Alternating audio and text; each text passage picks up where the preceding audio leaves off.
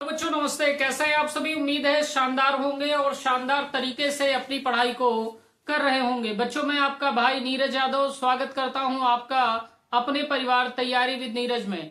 बच्चों व्रत चैप्टर को हमने कंप्लीट कर लिया था। आज हम लोग बात करेंगे व्रतों से संबंधित क्षेत्रफल की। किसकी बात करेंगे भैया? व्रतों से संबंधित क्षेत्रफल की। तो व्रतों से संबंधित क्षेत्रफल से पहले कुछ बेसिक बातें वो समझ लेते हैं, फिर हम लोग वृत्तों से संबंधित क्षेत्रफल को पढ़ेंगे। तो सबसे पहले हमको क्या पढ़ना पड़ेगा बेटा?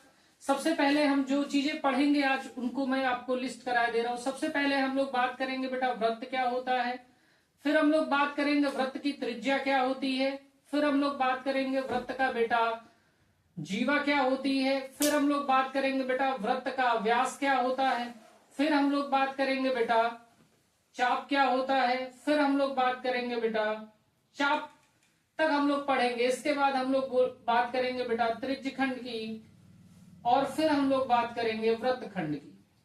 तो इतनी बातें हमको पढ़नी है। मेनली जो हमारा टॉपिक है बेटा, जो हमें इस चैप्टर में पढ़ना चाहिए, वो हमें क्या क्या पढ़ना है?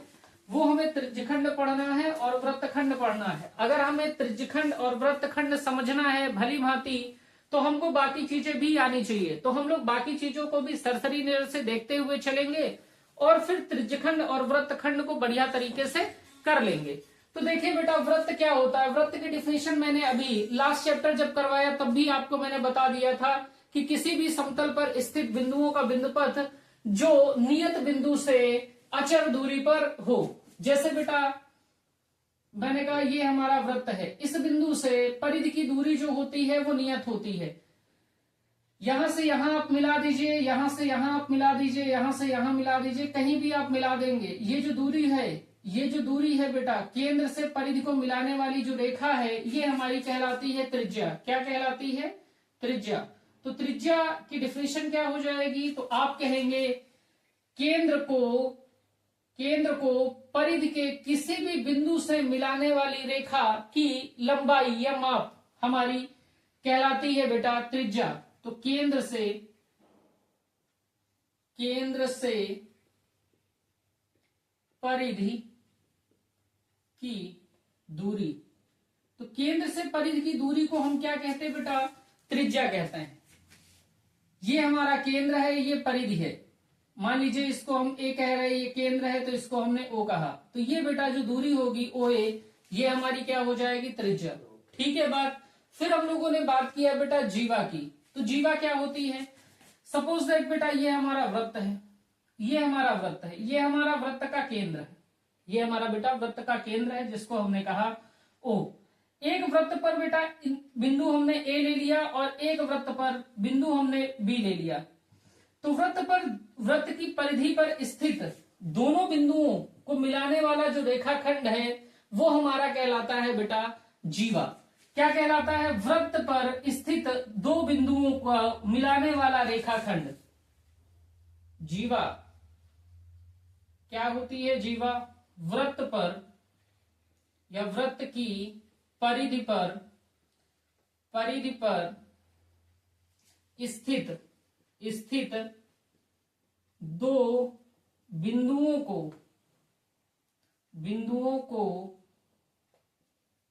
मिलाने वाला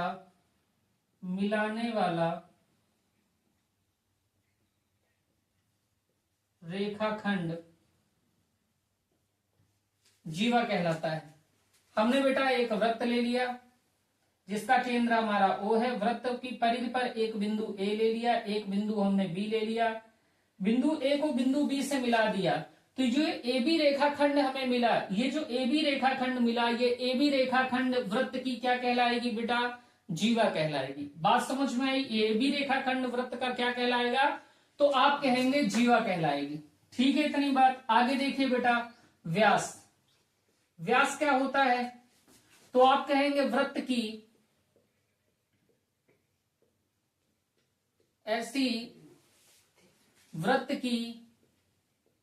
ऐसी जीवा जो केंद्र से होकर जाती वृत्त का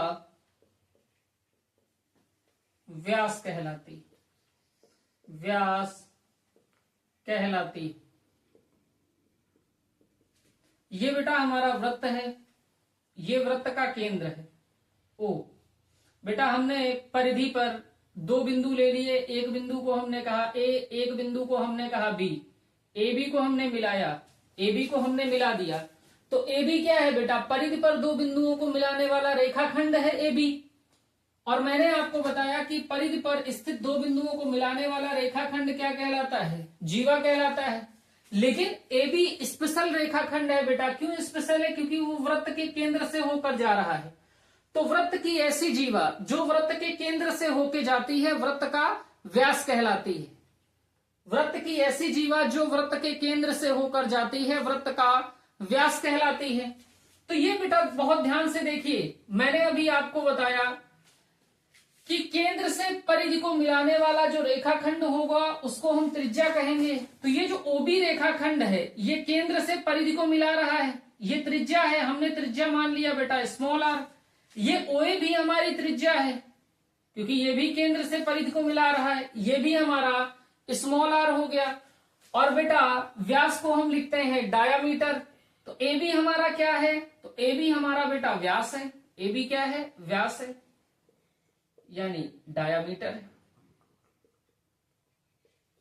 अब ए बी को हम क्या लिख सकते हैं बेटा? ए बी को हम लिख सकते हैं आर प्लस आर, यानी ओ ए भी हमारा कितना है? आर, और ओ बी भी हमारा कितना है? आर। तो ये बेटा हो गया आर प्लस आर बराबर किसके है? व्यास के। और आर का मतलब क्या है बेटा? त्रिज्या।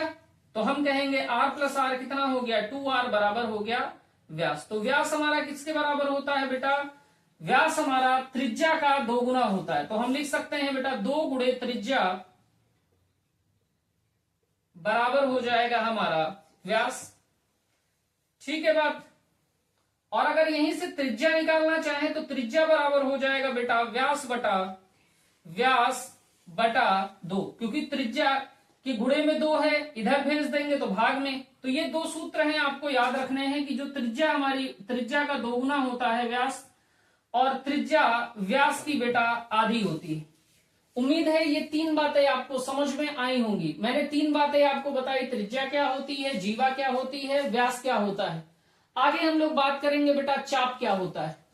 इतनी बात में आपको कहीं कोई समस्या नहीं होगी, इस बात को आप नोट कर लीजिए।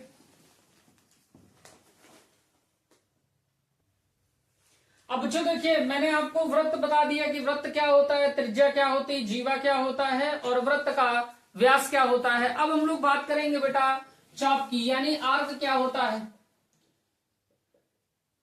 चाप की हम लोग बात करेंगे। तो बेटा ये हमारा वृत्त है, ये बेटा वृत्त है। इसका केंद्र बच्चे O है, वृत्त का केंद्र हमारा O है। मैंने कहा वृत्त पर बेटा 2 बिंदु आप ले लीजिए। तो मैंने कहा एक बिंदु ये A ले लिया और एक बिंदु ये B ले लिया। तो ये ए बी क्या है बेटा? वृत्त की परिधि की सतत भाग है ना, वृत्त की परिधि का भाग है एक। तो ये जो ए बी हमने लिया है ना बेटा, ए बी, ये ए बी ही हमारा चाप है। ये ए बी हमारा क्या है? चाप है। इधर भी आप देखेंगे, इधर भी देखेंगे तो ये जो ए बी है ये परिधि है बेटा। ये जो परिधि है, ये परिधि, ये जो परिधि है इसको भी तो हम ए बी कहेंगे। तो आप कहेंगे बिल्कुल भैया इसको भी ए बी कहेंगे, ये भी चाप है। तो अभी ये जो ए बी है ये छोटी लंबाई है, ये छोटी लंबाई है तो इसको हम कहेंगे बेटा लघु चाप। और ये ए बी बेटा बड़ा लंबाई है तो इसको कहेंगे बेटा दीर्घ चाप। दीर्घ चाप क्या कहेंगे भैया? दीर्घ चाप। ठीक है बात। मैंने कहा जैसे चाप की परिभाषा आपको लिखनी है तो आप कहेंगे वृत्त की परिधि की सतत लंबाई, सतत भाग, वृत्त की परिधि का सतत भाग वृत्त का चाप कहलाता है, चाप कहलाता है।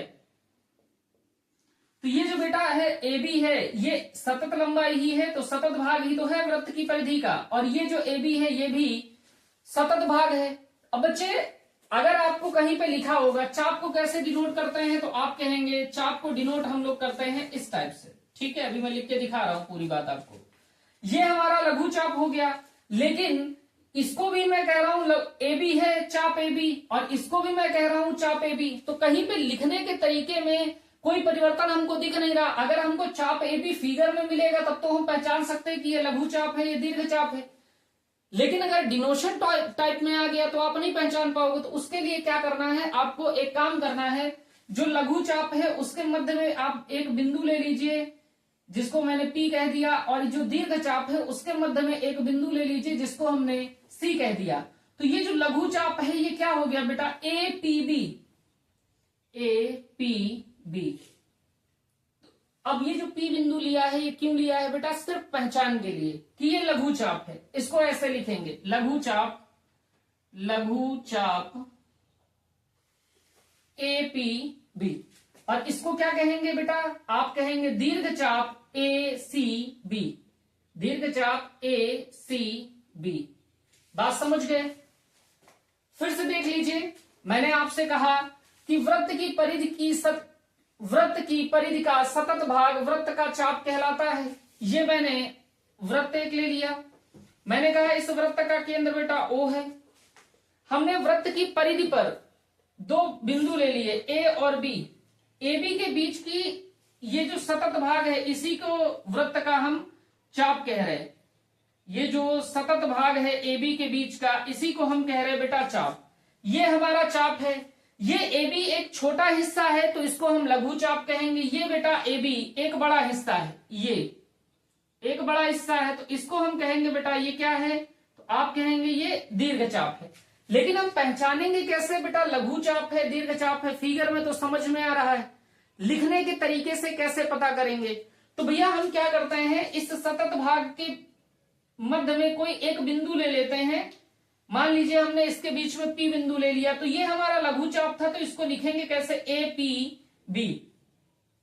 ये लघु चाप हो गया। इसको क्या बोलेंगे, लघु चाप APB। और इसके ये जो बड़ा वाला चाप है हमारा दीर्घ चाप, इसके बीच में कोई बिंदु हमने C ले लिया तो इसको हम कह देंगे ACB। तो इसको आप क्या कहोगे, दीर्घ चाप ACB। तो इस प्रकार से हमको करना है। लघु वाले को, छोटे वाले सतत लंबाई को हम कह देंगे, सतत भाग को हम कह देंगे लघु चाप, और बड़ी वाले सतत भाग को हम कह देंगे दीर्घ चाप। ये चाप का मामला है, ठीक है बात। ऐसे करके हमको चाप को देखना है। अभी हम लोग बात करने चल रहे हैं, जो मेन टॉपिक है हमारा वृत्तखंड और त्रिज्यखंड। इसको जिसे नोट करना हो वही नोट कर लीजिए, नहीं तो मैं मिटा रहा हूं। अब हम लोग बात करेंगे बेटा जो एक्चुअल में इस चैप्टर में हमको पढ़ना है, जहां से चैप्टर स्टार्ट होता है। ये तो बिल्कुल बेसिक है, तो मैंने, हो सकता है किसी को ना ज्ञात हो तो उसके लिए मैंने बता दिया। हमको दो बातें केवल इस चैप्टर में देखनी है बेटा। पहला हमको देखना है बेटा त्रिज्यखंड, और दूसरी बात हमको देखनी है वृत्तखंड। वृत्तखंड का मतलब है बेटा सेगमेंट, और त्रिज्यखंड का मतलब होता है बेटा सेक्टर। यहां से ही चैप्टर स्टार्ट होता है ये आपका। और आपको केवल दो बातें समझनी है, त्रिज्यखंड और वृत्तखंड। अगर ये दो बातें आपकी क्लियर हैं तो पूरा चैप्टर आपका हो जाएगा, कहीं कोई दिक्कत नहीं है। मैंने कहा बेटा त्रिज्यखंड की बात पहले करते हैं। त्रिज्यखंड के लिए आप ये समझिए, आपने पिज्जा तो खाया ही होगा। जो बेटा पिज्जा की एक स्लाइस आपको मिलती है वो एक्चुअल में एक त्रिज्यखंड ही मिलता है। पिज्जा की जो एक स्लाइस आपको मिलती है वो एक त्रिज्यखंड ही मिलता है। देखिए बेटा, मैंने कहा ये हमारा वृत्त है, ये हमारा वृत्त है बेटा। ये वृत्त का केंद्र है जिसको हमने कहा O। हमने कहा बेटा ये AB, ये जो हमारा AB है, ये जो हमारा AB है, हमने दो बिंदु ले लिए वृत्त की परिधि पर AB। अब ये AB जो है बेटा, अभी जस्ट मैंने बताया क्या, AB हमारे लिए काहे का काम करेगा बेटा, चाप का। काहे का काम करेगा, चाप का। कैसा चाप है, तो आप कहेंगे ये भैया छोटा हिस्सा है तो लघु चाप। अगर हम बेटा इसको यहां से मिला दें, OAB, बेटा पिज्जा ऐसे होता आपका, इसको काट दीजिए ऐसे ऐसे। तो ये जो भाग मिल रहा है, ये जो भाग, ये त्रिज्यखंड है। ये जो भाग मिल रहा है, इतना भाग, ये जो भाग है, यही तो आपका पिज्जा होता है। यही क्या होता है बेटा? त्रिज्यखंड। अब इधर देखिए, मैं आपको बता रहा हूं कैसे बनता है। तो मैंने कहा हमने चाप ले लिया, चाप ए बी। तो ये तो चाप ए बी हो गया, और ये क्या है बेटा? चाप ए बी के बिंदु ए से हमने केंद्र को मिला दिया, ये त्रिज्या हो गया। चाप ए बी के बिंदु बी से हमने केंद्र को मिला दिया, तो ये त्रिज्या हो गया। तो ये जो क्षेत्र आया, ये जो क्षेत्र आया, इस क्षेत्र को हम कहते हैं लघु त्रिज्यखंड। क्या बोलते हैं? लघु त्रिज्यखंड। क्योंकि ये छोटा हिस्सा है तो इसको हम बोलते हैं लघु त्रिज्यखंड। और ये वाला जो हिस्सा है, ये हिस्सा, ये बेटा बड़ा हिस्सा है, तो इसको हम बोलते हैं दीर्घ त्रिज्यखंड। क्या बोलते हैं? दीर्घ त्रिज्यखंड। दीर्घ त्रिज्यखंड इसको बोलते हैं बेटा मेजर सेक्टर, मेजर सेक्टर। और इसको हम बोलते हैं माइनर सेक्टर। क्या बोलते हैं भैया? Minor sector. ठीक है बात। अब इसकी डिफिनीशन क्या लिख सकते हैं? लिख सकते हैं बेटा चाप तथा, ये हमारी ए बी चाप हो गई, चाप तथा दो त्रिज्याओं के मध्य घिरे क्षेत्र को त्रिज्यखंड कहते हैं। चाप तथा दो त्रिज्याओं के मध्य घिरे क्षेत्र को त्रिज्यखंड कहते हैं। त्रिज्यखंड कहते हैं, खंड कहते हैं। अब बेटा त्रिज्यखंड दो प्रकार के होते हैं, एक तो लघु त्रिज्यखंड हो गया और एक दीर्घ त्रिज्यखंड हो गया। एक हमारा लघु त्रिज्यखंड हो गया और एक हमारा कैसा त्रिज्यखंड हो गया? दीर्घ त्रिज्यखंड हो गया। बहुत ध्यान से, अगर किसी को कोई बात में डाउट है तो इधर देखे एक बार फिर से। मैंने कहा बेटा ये हमारा वृत्त है, ये वृत्त का बच्चे केंद्र है। हमने परिधि पर दो बिंदु ले लिए जिनका नाम हमने कहा ए बी। हमने ए को ओ से मिला दिया और बेटा बी को ओ से मिला दिया। तो ये हमारा ए बी चाप हो गया। ये हमारा ए बी क्या हो गया बेटा? चाप। और ये छोटा चाप है तो हम इसको लघु चाप कहेंगे, लघु चाप ए बी। और ये हमारा बेटा त्रिज्या हो गया। तो मैंने क्या लिखाया डिफिनीशन में कि चाप तथा दो त्रिज्याओं के मध्य घिरे क्षेत्र को त्रिज्यखंड कहते हैं। तो दो त्रिज्याओं यानी OA और OB हमारी दो त्रिज्याएं हो गई और AB हमारा लघु चाप हो गया। तो इसके मध्य ये जो घिरा क्षेत्र है इसको हम क्या कह रहे हैं? त्रिज्यखंड कह रहे हैं। और इधर देखिए बेटा ये जो AB है ये दीर्घ है ना, ये हमारा दीर्घ चाप है। और ये बेटा OA और ये OB त्रिज्या है। तो इस दीर्घ चाप और इस त्रिज्या के मध्य ये क्षेत्र घिरा है, तो ये भी क्या होगा? त्रिज्यखंड। ये छोटा भाग है तो लघु त्रिज्यखंड और ये बड़ा भाग है तो दीर्घ त्रिज्यखंड। उम्मीद है बेटा त्रिज्यखंड आपको समझ में आ गया होगा। अब आइए बात हम लोग करेंगे बेटा वृत्तखंड की। किसकी बात करेंगे भैया? वृत्तखंड की बात करेंगे। ठीक है बात। तो देखिए वृत्तखंड की बात करते हैं। इतनी बातें हम सभी लोगों ने पढ़ ली हैं, इनको मैं हटा दे रहा हूं। तो भी हम लोग बात करेंगे बेटा वृत्तखंड की। तो मैंने कहा ये हमारा वृत्त है, ये वृत्त का बेटा केंद्र है। मैंने एक बिंदु ए ले लिया और एक बिंदु बेटा बी ले लिया। ए बी को आप मिला दीजिए तो ये ए बी क्या होगी बेटा? जीवा। ए बी क्या होगी? जीवा। और ये ए बी क्या काम करेगी? तो आप कहेंगे ये ए बी हमारी लघु चाप का काम करेगी। ये ए बी काहे का काम करेगी? लघु चाप का। तो आपको ये क्षेत्र मिल रहा है बच्चे, ये क्षेत्र। तो ये बेटा ये जो क्षेत्र मिला है यही हमारा वृत्तखंड है। वृत्तखंड का मतलब वृत्त का एक खंड यानी वृत्त का एक हिस्सा। तो ए बी जो जीवा है इस वृत्त को दो भागों में विभाजित कर रही, एक ऊपर वाला क्षेत्र एक नीचे वाला क्षेत्र। तो नीचे वाला क्षेत्र हमारा छोटा है ना, नीचे वाला क्षेत्र हमारा छोटा है तो इसको हम कहेंगे लघु वृत्तखंड। और ये जो ऊपर का क्षेत्र है ये वाला क्षेत्र बच्चे कैसा है? बड़ा। तो इसको हम कहेंगे दीर्घ वृत्तखंड। क्या कहेंगे? दीर्घ वृत्तखंड। अब बेटा डिफिनेशन की बात करें अगर वृत्तखंड की तो क्या डिफिनेशन होगी? तो आप कहेंगे बेटा ये हमारी चाप है और ये हमारी जीवा है। तो चाप तथा जीवा के मध्य, चाप तथा जीवा के मध्य घिरे क्षेत्र को वृत्तखंड कहते हैं। चाप तथा जीवा के मध्य घिरे क्षेत्र को वृत्तखंड कहते हैं, वृत्तखंड कहते हैं। तो बेटा ये जो क्षेत्र हमारा ये वाला रहा, ये वाला क्षेत्र, ये हमारा कैसा वृत्तखंड है? तो हम कहेंगे लघु वृत्तखंड है, लघु वृत्तखंड है। और ये जो हमारा वृत्तखंड है इसको हम कहेंगे बेटा ये दीर्घ वृत्तखंड है, ये दीर्घ वृत्तखंड है। ठीक है बात, इतनी बात में कहीं कोई प्रॉब्लम आपको नहीं होगी। ये हमारा लघु वृत्तखंड हो गया बच्चे, और ये हमारा दीर्घ वृत्तखंड हो गया। इतनी बात आप नोट कर लीजिए फटाफट, इतनी बात आप फटाफट नोट कर लीजिए, फिर हम लोग फार्मूले की बात करेंगे। बच्चों देखिए, हमें वृत्तों से संबंधित क्षेत्रफल देखना है, हमने आपको सारी बातें बता दी। अब बच्चों हमको क्षेत्रफल की बात करनी है। तो बच्चों हम जानते हैं कि हमको दो टॉपिक के केवल क्षेत्रफल देखने हैं। एक हमको वृत्तखंड का क्षेत्रफल देखना है, वृत्तखंड का, और दूसरा हमको क्षेत्रफल देखना है बेटा त्रिज्यखंड का, त्रिज्यखंड का। ठीक है ना? तो बेटा त्रिज्यखंड क्या होता है? तो ये हमारा बेटा त्रिज्यखंड होता है, ओ ए बी हमारा त्रिज्यखंड है।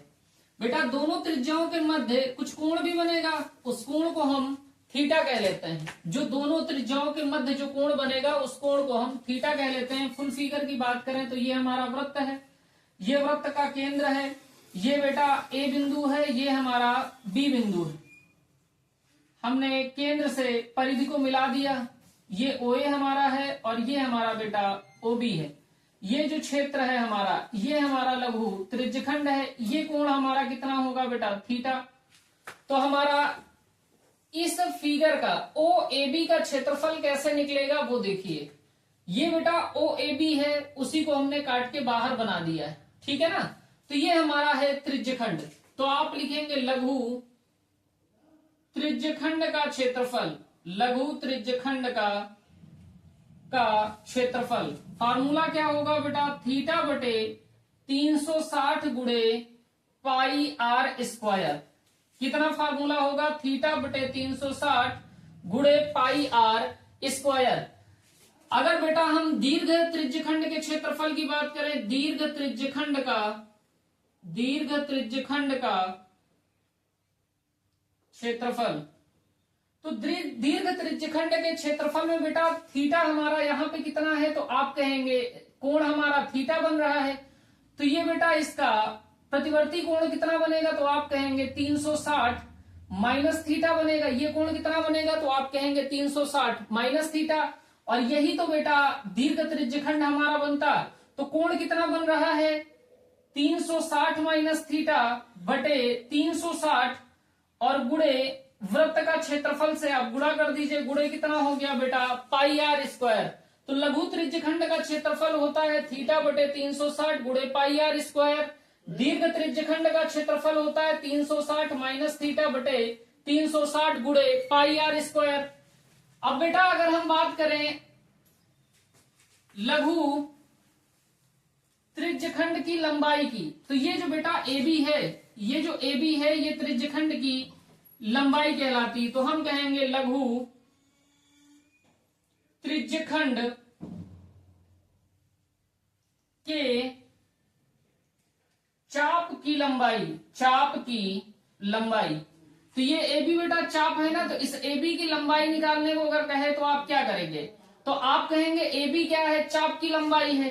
तो चाप की लंबाई का फार्मूला क्या होगा बेटा? थीटा बटे 360 गुणे 2 पाई आर।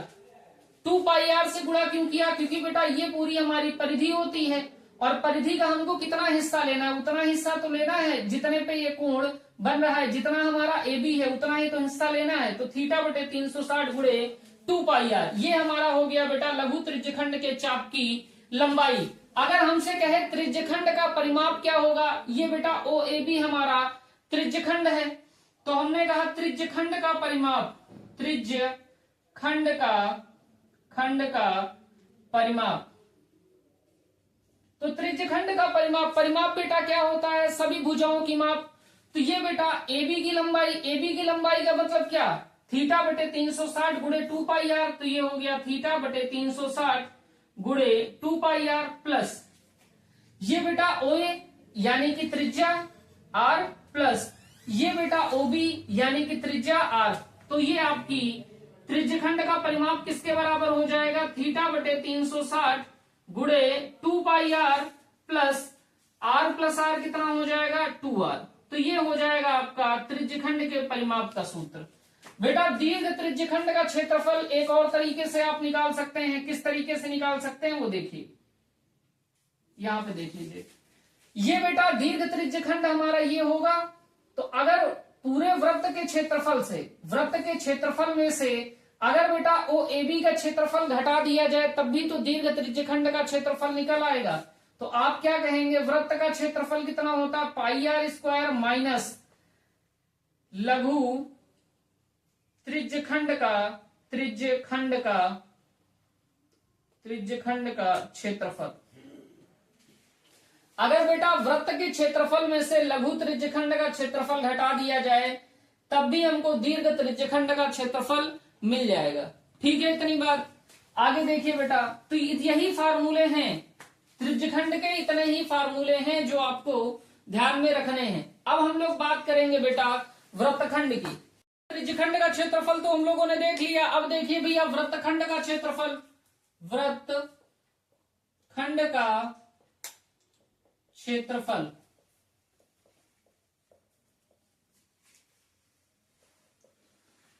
बेटा ये हमारा वृत्त है, ये वृत्त का केंद्र है, ये बेटा हमने चाप ले लिया AB, और ये बेटा हमारा चाप AB है, और ये हमारा जीवा AB है। तो इस जीवा AB का इस संगत चाप यानी लघु चाप और जीवा AB से घेरा गया क्षेत्र जो कहलाएगा यही वृत्तखंड कहलाएगा। यहां पे आप P ले लीजिए बिंदु, तो ये APB चाप हो गया लघु चाप, और ये AB हमारा जीवा हो गया। तो इस क्षेत्र का अगर हमको क्षेत्रफल निकालना हो तो हम कैसे निकालेंगे, यही हमारा वृत्तखंड है, इसका हमको क्षेत्रफल निकालना है। ये वृत्तखंड बेटा लघु है, तो ये लघु वृत्तखंड का क्षेत्रफल, और लघु वृत्तखंड का क्षेत्रफल किसके बराबर होगा, तो आप कहेंगे भैया लघु वृत्तखंड का अगर क्षेत्रफल निकालना हो तो सबसे पहले चाप के बिंदुओं को आप केंद्र से मिला दीजिए। तो आपने ये केंद्र से मिला दिया तो ये त्रिज्या हो गया, इस चाप के बिंदु को भी आपने केंद्र से मिला दिया तो ये भी त्रिज्या हो गया। तो अगर बेटा आप पूरे OAPB को देखिए, OAPB, तो ये आपका पूरा, ये पूरा हिस्सा जो बन रहा है ये लघु त्रिज्यखंड बन रहा है। तो मैंने कहा अगर इस पूरे लघु त्रिज्यखंड का क्षेत्रफल निकाल लिया जाए, यानी ये ऐसे हिस्सा बन गया OAB, हमको केवल इतने का क्षेत्रफल निकालना है। अगर मैं आपसे कह दूं इस पूरे का क्षेत्रफल आप निकाल लीजिए, ये पूरा क्या है, ये लघु त्रिज्यखंड है, हमने इस पूरे का क्षेत्रफल निकाल लिया। इस पूरे के क्षेत्रफल में से, इस त्रिज्यखंड के क्षेत्रफल में से अगर मैं आपसे कह दूं इतने पोर्शन का, यानी इस त्रिभुज बन रहा है ना, ये बेटा जो त्रिभुज बन रहा है, ये त्रिभुज बन रहा है ना, ये इस त्रिभुज का क्षेत्रफल आप माइनस कर दीजिए, तो जो शेष क्षेत्रफल बचेगा वो बेटा इस लघु वृत्तखंड का ही तो क्षेत्रफल बचेगा। यानी कि हम OAPB, ये जो हमारा लघु त्रिज्यखंड बन रहा है, इस त्रिज्यखंड में से अगर OAB त्रिभुज का क्षेत्रफल माइनस कर दें तो लघु त्रिज्यखंड का क्षेत्र, लघु वृत्तखंड का क्षेत्रफल हमको मिल जाएगा। तो हमने कहा लघु वृत्तखंड का क्षेत्रफल बराबर होगा लघु त्रिज्यखंड का क्षेत्रफल, त्रिज्यखंड का क्षेत्रफल माइनस त्रिभुज का क्षेत्रफल, माइनस त्रिभुज का क्षेत्रफल। बात समझ गए। अगर हमको लघु वृत्तखंड का क्षेत्रफल निकालना है तो सबसे पहले बेटा हम लघु त्रिज्यखंड का क्षेत्रफल निकालेंगे और उसमें से हमारा त्रिभुज का क्षेत्रफल है इसको माइनस कर देंगे। तो लघु त्रिज्यखंड का क्षेत्रफल माइनस त्रिभुज का क्षेत्रफल, ये हो गई बेटा बात लघु वृत्तखंड की। अगर हमको दीर्घ वृत्तखंड का क्षेत्रफल निकालना हो, दीर्घ वृत्तखंड का क्षेत्रफल,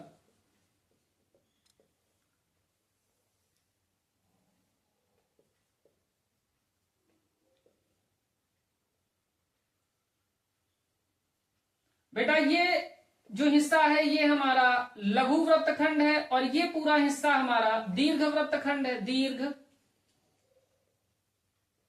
वृत्तखंड। अगर हमको दीर्घ वृत्तखंड का क्षेत्रफल निकालना है तो हम क्या करेंगे, इस पूरे वृत्त के क्षेत्रफल में से अगर इस बेटा लघु वृत्तखंड का क्षेत्रफल माइनस कर दिया जाए, वृत्त के क्षेत्रफल में से हम इतने पोर्शन का क्षेत्रफल केवल माइनस कर दें तो हमको दीर्घ वृत्तखंड का ही क्षेत्रफल मिलेगा। तो आप कहेंगे दीर्घ वृत्तखंड का क्षेत्रफल, दीर्घ वृत्तखंड का क्षेत्रफल बराबर वृत्त का क्षेत्रफल, वृत्त का क्षेत्रफल माइनस लघु वृत्तखंड का क्षेत्रफल, वृत्तखंड का क्षेत्रफल। तो बेटा ये हो गया हमारा वृत्तखंड का क्षेत्रफल। अगर लघु वृत्तखंड का क्षेत्रफल निकालना है तो लघु त्रिज्यखंड के क्षेत्रफल में से त्रिभुज के क्षेत्रफल को माइनस कर देंगे तो लघु वृत्तखंड का क्षेत्रफल आ जाएगा। दीर्घ वृत्तखंड का क्षेत्रफल निकालना है तो वृत्त के क्षेत्रफल में से लघु वृत्तखंड का क्षेत्रफल माइनस कर देंगे तो दीर्घ वृत्तखंड का क्षेत्रफल आ जाएगा। तो उम्मीद है इतनी बात आपको शानदार तरीके से समझ में आई होगी। इतना बच्चों आप नोट कर लीजिए, फिर आगे हम लोग क्वेश्चंस को करेंगे। अब बेटा देखिए क्वेश्चन हम लोग स्टार्ट कर रहे हैं। क्वेश्चन नंबर 1 देखिए क्या कह रहा है। कह रहा 6 सेंटीमीटर त्रिज्या के एक वृत्त, बेटा एक वृत्त दे रखा है जिसकी जो त्रिज्या है वो कितनी है, तो आप कहेंगे ये वृत्त है, इसकी त्रिज्या बेटा ये केंद्र हमने कह दिया, इसकी त्रिज्या केंद्र ओ कह दिया, इसकी जो त्रिज्या दे रखी है वो 6 सेंटीमीटर दे रखी है। ठीक बात है। कह रहा 6 सेंटीमीटर त्रिज्या के वृत्त का एक चाप केंद्र पर 30 डिग्री का कोण अंतरित करता है, संगत चाप की माप होगी।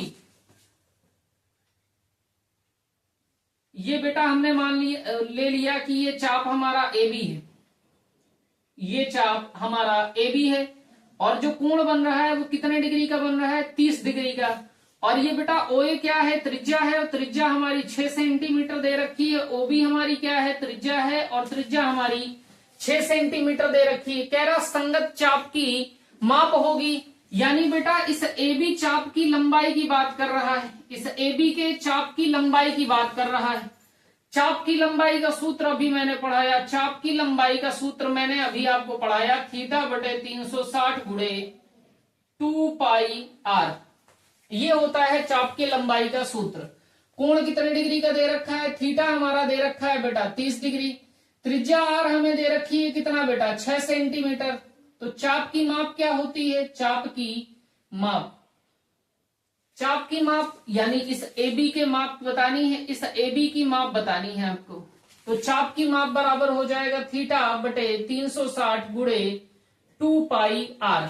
2 पाई आर से ही क्यों मल्टीप्लाई किया बेटा, ये जो ए बी है ये हमारी परिधि का हिस्सा है, और परिधि वृत्त की कुल कितनी होती है, तो आप कहेंगे वृत्त की कुल परिधि होती है हमारी 2 पाई आर, इसलिए हमने 2 पाई आर से मल्टीप्लाई किया है। थीटा के स्थान पे आप रख दीजिए 30 डिग्री बटे 360 गुणे 2, और उत्तर देखिए हमको पाई में दे रखा है तो पाई हमें पाई ही रहने देना है, और आर के स्थान पे आप रख दीजिए बेटा 6।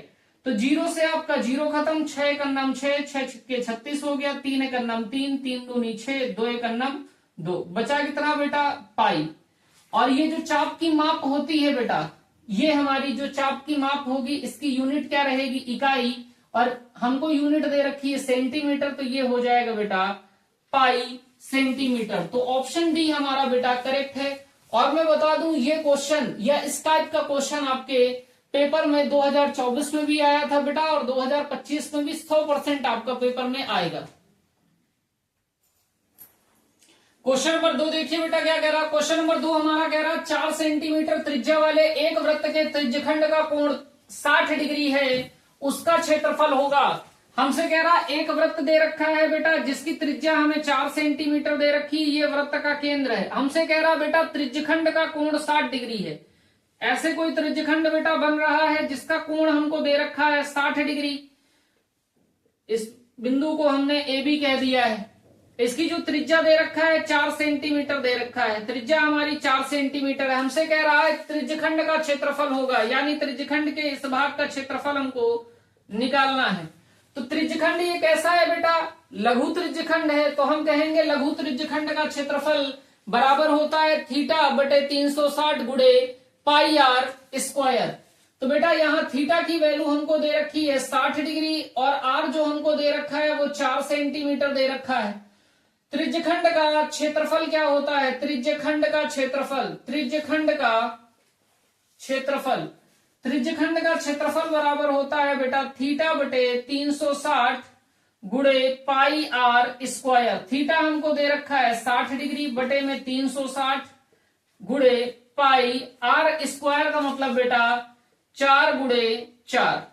60 से काट लीजिए बेटा, तो बेटा 0 से 0 कट गया, 6 से 6 12 में 36 कट गया, 2 से काटिए 2 दूनी 4 हो गया, 2 तिहाई 6 हो गया। तो बेटा पाई का 2 में गुणा हुआ 2 पाई, 2 पाई का 4 में गुणा हुआ 8 पाई बटे 3।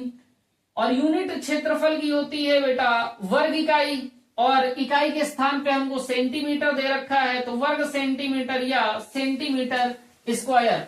तो हमारे त्रिज्यखंड का जो क्षेत्रफल हो गया 8/3 पाई सेंटीमीटर स्क्वायर। ऑप्शन हमारा बेटा सी करेक्ट है। और देखिए ये प्रश्न भी 2024 में आपसे पूछा गया है, तो बहुत ही आसान चैप्टर है, इससे बहुत आसान प्रश्न आपके बन के आते हैं। क्वेश्चन नंबर 3 देखिए मेरे प्यारे बच्चों, कह रहा है यदि 14 सेंटीमीटर त्रिज्या के एक वृत्त के त्रिज्यखंड का क्षेत्रफल 154 सेंटीमीटर है। इस बार आपको त्रिज्यखंड का क्षेत्रफल ही दे रखा है। क्या कह रहा, त्रिज्यखंड का क्षेत्रफल कितना दे रखा है बेटा 154 सेंटीमीटर स्क्वायर। हमारी जो त्रिज्या दे रखी है, रेडियस कितनी दे रखी है, तो आप कहेंगे त्रिज्या हमें दे रखी है 14 सेंटीमीटर। आगे कह रहा तो त्रिज्यखंड का कोण होगा, इस बार बच्चे हमको थीटा निकालना है। क्या निकालना है, थीटा। और मैं आपको बता दूं बेटा, अगर आपसे कभी त्रिज्यखंड कहा जाए या वृत्तखंड कहा जाए, जब तक आपसे दीर्घ ना बोला जाए तब तक आपको लघु मानना है। जब तक कि आपसे लिख के दीर्घ ना बोलने लगे तब तक आपको क्या मान के चलना है, लघु मान के चलना है। तो यहां हमसे कह रहा त्रिज्यखंड का क्षेत्रफल, इसका मतलब ये त्रिज्यखंड कैसा है, ये लघु त्रिज्यखंड है। जब दीर्घ की वो बात करेगा ना तो आपको लिख के देगा कि भैया जी दीर्घ लीजिए, यहां पे कुछ नहीं कह रहा ना, तो जब तक कहा ना जाए तब तक आपको लघु ही लेके चलना है। तो हमको त्रिज्यखंड का क्षेत्रफल दे रखा है, तो हम कहेंगे त्रिज्यखंड का क्षेत्रफल बराबर, त्रिज्यखंड का क्षेत्रफल बराबर, और त्रिज्यखंड का क्षेत्रफल होता है थीटा बटे 360 गुणे पाई आर स्क्वायर, क्योंकि ये त्रिज्यखंड कैसा होगा, लघु होगा। तो त्रिज्यखंड का क्षेत्रफल दे रखा है 154 बराबर थीटा हमको निकालना है, बटे में 360 है, गुणे में पाई का मतलब बेटा 22/7, आर स्क्वायर का मतलब 14 गुणे 14। ठीक है भाई, कोई दिक्कत नहीं। हमको थीटा का मान निकालना है, तो थीटा बराबर कितना हो जाएगा, थीटा बटे 360 गुणे 22/7 गुणे 14 गुणे 14 बराबर 154 हो गया। अब बेटा बहुत ध्यान से देखिए, तो थीटा का मान कितना आएगा, थीटा बराबर हो गया 154। ये 360 बेटा भाग में है तो इधर काहे में जाएगा, तो आप कहेंगे भैया गुणा में जाएगा। ये 7 यहां भाग में है तो काहे में जाएगा, गुणा में जाएगा, बटे 22 बेटा गुणा में है तो भाग में चला गया, 14 बेटा गुणा में है तो भाग में चला गया, और ये 14 बेटा गुणा में है तो भाग में चला गया। कोई दिक्कत इतनी बात में, कोई समस्या नहीं। अब बहुत ध्यान से देखिए, 14 एकन्नम 14, 14 एकन्नम 14 और 14 एकन्नम 14, कोई दिक्कत नहीं। 11 एकन्नम 11, 11 दूनी 22। ठीक है बात। 7 एकन्नम 7, 7 दूनी 14। ठीक है भाई। 2 एकन्नम 2, 18 बार आप काट देंगे तो 180 आ जाएगा। 36 को 2 से काटेंगे 18 बार, 0 हो गया। 2 एकन्नम 2, 180 को काट देंगे तो 90 आ जाएगा। तो थीटा का मान बेटा कितना हो गया, तो आप कहेंगे थीटा बराबर हो गया हमारा 90 डिग्री। तो कोण हमारे पास कितने आ गए बेटा, 90 डिग्री हमारा कोण आ गया। तो त्रिज्यखंड का कोण कितना रहा होगा, तो आप कहेंगे 90 डिग्री। और देखिए ये क्वेश्चन भी कब लाया गया, 2024 में। तो ऐसे प्रश्नों की आप भैया बहुत अच्छे से प्रैक्टिस करिए। देखिए है कुछ नहीं, आपको फार्मूले में लगाना है, उत्तर ले लेना है। आइए बच्चों क्वेश्चन नंबर 4 देखते हैं। क्वेश्चन नंबर 4 हमारा कह रहा, चित्र में त्रिज्यखंड OAB का क्षेत्रफल होगा। ये हमको बेटा एक त्रिज्यखंड दे रखा OAB, इस त्रिज्यखंड का क्षेत्रफल हमसे पूछ रहा है। इस त्रिज्यखंड का बेटा देखने के बाद हम कह सकते हैं कोण हमारा 30 डिग्री है और 30 डिग्री कोण बनेगा तो लघु त्रिज्यखंड होगा। तो हमको लघु त्रिज्यखंड का क्षेत्रफल निकालना है, और कभी भी त्रिज्यखंड के क्षेत्रफल को निकालना हो तो हमको कोण चाहिए और त्रिज्या चाहिए। कोण हमको थीटा दे रखा है बेटा 30 डिग्री, और हमें जो त्रिज्या यानी आर दे रखी है वो बेटा 4 सेंटीमीटर दे रखा है। तो हम कहेंगे त्रिज्यखंड OAB, त्रिज्यखंड OAB का क्षेत्रफल बराबर थीटा बटे 360 गुणे पाई आर स्क्वायर। थीटा की वैल्यू बेटा हमको दे रखी है 30 डिग्री बटे 360, और उत्तर जो हमको दे रखा है बेटा वो पाई में नहीं दे रखा, 22/7। तो पाई का मान हमने 22/7 रख दिया। आर का मान आप रखिए 4 गुणे 4, यानी आर का स्क्वायर। अब देखिए बेटा 0 से 0 खत्म हो गया, 3 एकन्नम 3 हो गया, 3 एकन्नम 3, 3 दूनी 6। तो ये हो गया बेटा 1/12 गुणे 22/7 गुणे 4 गुणे 4। तो 4 एकन्नम 4 हो गया, 4 3 12 हो गया। ठीक है बात भाई। अब 22 का 4 में गुणा करेंगे तो 22 चौके आपका हो गया 88, और 7 का 3 में गुणा कर देंगे तो 7 3 हो गया 21। 88 को आप 21 से भाग दे दीजिए, तो ये हो गया 21, और भाग देना है बेटा 88 में। 4 बार आप ले चलिए तो ये 4 हो गया, और 4 दूनी 8 हो गया बेटा। 4 बचेगा, दशमलव लगा दीजिए, 40 हो गया। 1 बार ले चलिए तो 21 हो गया। यहां 9 बचेगा, और यहां बेटा 1 बच गया। अब देखिए 4.1, अब 4.1 में विकल्प बेटा 4 क्या होगा, नहीं। 4.91 होगा, नहीं। 5 होगा, नहीं। तो विकल्प हमको दे रखा है 4.19। तो 4.19 सेंटीमीटर स्क्वायर हमारा सही जवाब हो जाएगा। बाकी आप डिवाइड करना चाहें तो डिवाइड करके भी देख सकते हैं, नोट करिए। क्वेश्चन नंबर 5 देखिए बेटा हमारा क्या कह रहा है। क्वेश्चन नंबर 5 कह रहा 12 सेंटीमीटर त्रिज्या वाले एक वृत्त के 60 डिग्री के कोण वाले त्रिज्यखंड का क्षेत्रफल होगा। हमसे कह रहा है एक हमारे पास वृत्त है बेटा जिसका केंद्र O है। हमसे कह रहा है त्रिज्या जो दे रखी है वो 12 सेंटीमीटर दे रखी है, और कोण हमारा 60 डिग्री। त्रिज्या ये हमारी हो गई बेटा, ये 12 सेंटीमीटर दे रखा है, और दोनों त्रिज्याओं के मध्य बनने वाला कोण हमारा 60 सेंटीमीटर दे रखा है। इसको हमने A कहा, इसको हमने B कहा। इस OAB के बीच का क्षेत्रफल निकालने को कह रहा, और ये क्षेत्रफल हमारा OAB कैसा त्रिज्यखंड है, तो आप कहेंगे भैया जी लघु त्रिज्यखंड है। तो इस लघु त्रिज्यखंड OAB का क्षेत्रफल आप निकाल दीजिए, और लघु त्रिज्यखंड का क्षेत्रफल होता है थीटा बटे 360 गुणे पाई आर स्क्वायर। तो हमको दे रखा है बेटा त्रिज्या हमारी 12 सेंटीमीटर दे रखा है, और हमारा जो कोण थीटा दे रखा है वो 60 डिग्री दे रखा है, और त्रिज्यखंड का क्षेत्रफल क्या हो जाएगा, त्रिज्यखंड का क्षेत्रफल हमारा हो जाएगा बेटा बराबर थीटा बटे 360 गुणे पाई आर स्क्वायर। थीटा हमको दे रखा है 60 डिग्री बटे में 360 गुणे पाई आर स्क्वायर का मतलब बेटा 12 गुणे 12।